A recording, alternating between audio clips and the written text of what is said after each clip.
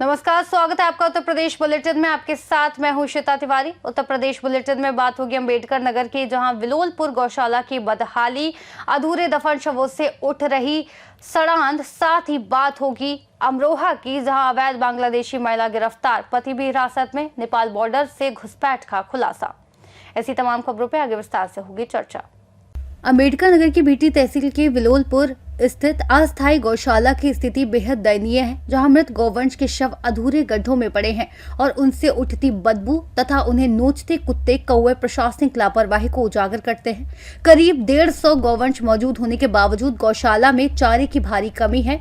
मात्र 3 बोरी जोश चारा मिला और हरा चारा लगभग ना के बराबर है, जिससे कई गौवंश कमजोर होकर बीमार पड़ रहे हैं और संक्रमण का खतरा बढ़ गया है। ग्रामीणों ने गौशाला प्रभारी और पशुपालन विभाग पर गंभीर आरोप लगाते हुए जिलाधिकारी, मुख्य पशु चिकित्सा अधिकारी और विभागीय अधिकारियों से तत्काल हस्तक्षेप, पर्याप्त चारे की व्यवस्था, मृत पशुओं के उचित निस्तारण और दोषियों पर कार्रवाई करने की मांग की है। अंबेडकर नगर से सी न्यूज संवाददाता अजय कुमार उपाध्याय की रिपोर्ट।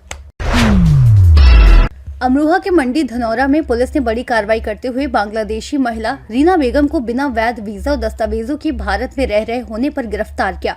होलिका चौक के पास मिली सूचना पर पुलिस मोहल्ला कटरा सुनहरी मस्जिद के निकट पहुंची, जहां जांच में उसके पास बांग्लादेश का पासपोर्ट तो मिला, लेकिन भारत में प्रवेश से संबंधित कोई वैध कागज नहीं मिला। पूछताछ में रीना बेगम ने बताया कि वह अपने पति राशिद अली के साथ नेपाल के रास्ते भारत में आई थी और 2 महीनों से अमरोहा में रह रही थी। पुलिस के अनुसार राशिद अली ने ना तो स्थानीय थाने और ना ही विदेशी पंजीकरण कार्यालय में पत्नी का सत्यापन कराया, जो विदेशी अधिनियम की धारा 14 के तहत अपराध है। पुलिस ने रीना बेगम को महिला आरक्षी की निगरानी में रखा और राशिद अली को भी हिरासत में लेकर कानूनी कार्रवाई शुरू कर दी है। कल दिनांक 11 दिसंबर को थाना मंडी धनौरा क्षेत्र में मुखबिर द्वारा सूचना दी गई कि मोहल्ला कटरा कस्बा धनौरा निवासी राशिद अली पुत्र मुन्नी खान उम्र करीब 40 वर्ष के घर पर एक बांग्लादेशी महिला रह रही है। जांच की गई तो मालूम चला कि उक्त महिला रीना बेगम पुत्री सुलेमान मियां उम्र करीब 28 वर्ष बांग्लादेश की नागरिक है, जिसके पास बांग्लादेश का पासपोर्ट भी मिला। पूछताछ पर महिला द्वारा बताया गया कि महिला ने 6 वर्ष पूर्व सऊदी अरब में राशिद अली से विवाह कर लिया था, जहां पर दोनों ये अस्पताल में कार्य करते थे। उसके बाद इस वर्ष मार्च 2025 में महिला बांग्लादेश आई, जिस दौरान राशिद अली भी बांग्लादेश पहुंचा और फिर ये दोनों 30 दिन के टूरिस्ट वीज़ा पर नेपाल निकल गए, जहां से ये दिनांक 9 अक्टूबर को महेंद्र नगर के रास्ते बनवसा होते हुए इन्होंने अवैध रूप से बिना किसी प्रपत्र या बिना किसी वीजा के भारत में प्रवेश किया और यहाँ ये बिना कोई आधिकारिक सूचना दिए अवैध रूप से मंडी धनौरा कस्बा क्षेत्र में निवास कर रहे थे। इस संबंध में दोनों के विरुद्ध सुसंगत धाराओं में अभियोग पंजीकृत कर लिया गया है। दोनों अभियुक्तगण पुलिस हिरासत में है। अग्रिम वैधानिक कार्यवाही प्रचलित है। अमरोहा से सी न्यूज संवाददाता गौरव श्रीमाली की रिपोर्ट। गाजीपुर से खबर है, जहां करंडा पुलिस ने ललन यादव की हत्या में शामिल 5 आरोपियों को गिरफ्तार किया है। आरोपियों के कब्जे से एक बुलेरो, फावड़ा, लोहे की छड़, मृतक का टूटा मोबाइल, चश्मा और डायरी बरामद हुई। पूछताछ में अभियुक्त हीरा यादव ने बताया कि उन्होंने अपने पुत्र अखिलेश यादव और पूर्व परिचित धर्मेंद्र कुमार छोटू कश्यप को पैसे देकर ललन यादव की हत्या कराई। हत्या की योजना के अनुसार छोटू कश्यप ने ललन यादव को गाँव के बाहर बुलाया, जहाँ शराब पीते हुए आरोपियों ने उसे बुलेरो में बैठाकर लगभग 15 किलोमीटर दूर तुरना गांव ले जाकर हत्या की और शव को पुलिया के नीचे लगे सीमेंट पाइप में छिपा दिया। पुलिया के मुंह को मिट्टी से बंद कर दिया गया था। घटना का पता सीसीटीवी फुटेज और अन्य साक्ष्यों से चला। पूरा मामला है, किस तरह का प्रेस कॉन्फ्रेंस है? ये ग्राम बड़सरा थाना क्षेत्र करंडा के निवासी लल्लन यादव नामक व्यक्ति मृत अवस्था में पाए गए थे थाना नंदगंज क्षेत्र में तुरना गांव के पास।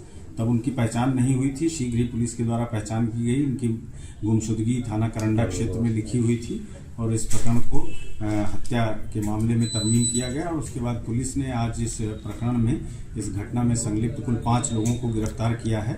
जिनको न्यायिक अभिरक्षा में भेजा जा रहा है और इनके पास से इस घटना में इस्तेमाल की गई बोलेरो, जिसमें इनके गांव से, मृतक के गांव से इसको बुलाकर ले जाया गया था मारने के लिए, वो बोलेरो गाड़ी बरामद की गई है। घटना में प्रयुक्त फावड़ा और लोहे की छड़ और इनके पास से कुछ पैसे बरामद किए गए थे जो इस प्रकरण में इन्वॉल्व था, हायर करके दिया गया था मारने के लिए जिन व्यक्तियों को, मुख्य आरोपियों के द्वारा वो पैसा बरामद किया गया है।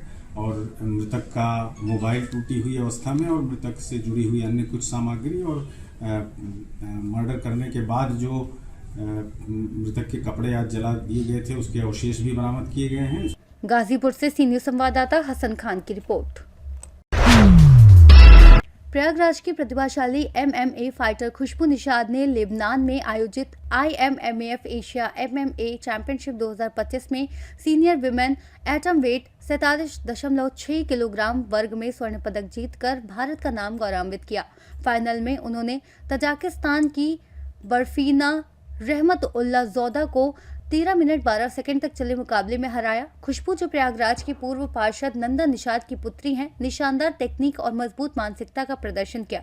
जीत की खबर पर उनके परिवार और स्थानीय समुदाय में खुशी की लहर दौड़ गई और उनके आवास पर बधाई देने वालों का तांता लगा। खुशबू 13 दिसंबर को भारत लौट रही हैं और उनके भव्य स्वागत की तैयारियां चल रही हैं। विशेषज्ञों के अनुसार ये जीत भारत के MMA खेल में बढ़ते प्रभाव और अंतर्राष्ट्रीय स्तर पर नई संभावनाएं खोलने का संकेत है। हेलो एवरीवन, नमस्ते। आप सभी को मेरा सादर नमस्कार। मैं खुशबू निषाद लेबनान में हूँ। अभी मेरा एशियन चैम्पियनशिप फाइट चल रहा था जिसमें मेरा गोल्ड मेडल आया आप सभी के आशीर्वाद और ब्लेसिंग से। और ये हमारे इंडिया में अभी हिस्ट्री क्रिएट हो गई है एशियन चैम्पियनशिप पे, फीमेल कैटेगरी में और मेल कैटेगरी में भी अब तक किसी का गोल्ड मेडल नहीं था। मेरी फाइट तजाकिस्तान से थी गोल्ड मेडल के लिए। तो फाइनली मेरा वो ड्रीम पूरा हो पाया क्योंकि मैं चाहती थी कि इंटरनेशनल प्लेटफॉर्म पे नेशनल एंथम बजे और मैं देश का झंडा लेकर के उस टाइम पे खड़ी रहूँ, देश का झंडा और अपना नेशनल एंथम बजता रहे। सो आज मेरा ये गोल पूरा हुआ। सो मुझे बहुत अच्छा फील हो रहा है। फाइनली मैं घर आने वाली हूँ 1 साल के बाद। लास्ट टाइम मैं महाकुंभ में आई थी। प्रयागराज से सीनियर संवाददाता सलमान की रिपोर्ट। बहराइच मैसी थाना क्षेत्र के महाराजगंज में 13 अक्टूबर 2024 को हुए चर्चित रामगोपाल हत्याकांड में आज जिला एवं सत्र न्यायालय बहराइच ने ऐतिहासिक फैसला सुनाया। अदालत ने कुल 10 दोषियों में मुख्य आरोपी सरफराज को फांसी की सजा सुनाई, जबकि अन्य 9 दोषियों को उम्र कैद की सजा दी गई। इसके साथ ही अदालत ने भी दोषियों पर 1 लाख का आर्थिक जुर्माना भी लगाया है। फैसला सुनाए जाने के दौरान न्यायालय परिसर में सुरक्षा व्यवस्था कड़ी रखी गई। गौरतलब है कि 13 अक्टूबर 2024 को रामगोपाल की हत्या ने क्षेत्र में सनसनी फैला दी थी। लंबी जांच और सुनवाई के बाद आज कोर्ट ने अपने निर्णय में कहा कि मामले में प्रस्तुत सबूत व गवाह मुख्य आरोपी सरफराज के खिलाफ गंभीर अपराध की पुष्टि करते हैं, इसलिए उसे मृत्यु दंड दिया जाता है। रोली मिश्रा, मैं उनकी पत्नी हूँ रामगोपाल मिश्रा की।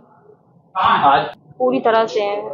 एक को फांसी हुई है, जो उसमें मेन था हमारे पति को जिसने मारा है उसको फांसी हुई है। हम बहुत खुश हैं। कोर्ट ने फैसला सुनाया है, एक को फांसी दी गई है, 9 लोगों को कारावास दिया गया है। 13 महीने से हम एक एक दिन एक एक पल गिन रहे हैं, न्याय की गुहार लगा रहे थे। योगी बाबा ने हमारी बहुत सुनी है, बहुत मदद की है। जहाँ कहीं भी होगी देख रहे आज उनको भी बहुत सुकून मिला होगा। इस तरीके से याद करते हैं, तो वो तो हमेशा हमारी आंखों के सामने ही रहते हैं। जाने के बाद भी मुझे लगता है कि वो हमारे साथ में है। कोर्ट का जितना धन्यवाद करे उतना कम है। बहुत अच्छा फैसला लिया, हम बहुत खुश हैं। जितना भी उनका धन्यवाद करे बहुत हमारे लिए मतलब कम ही है। जितना भी धन्यवाद उनका करे बहुत कम है। शब्द नहीं है जो उनको हम धन्यवाद करें।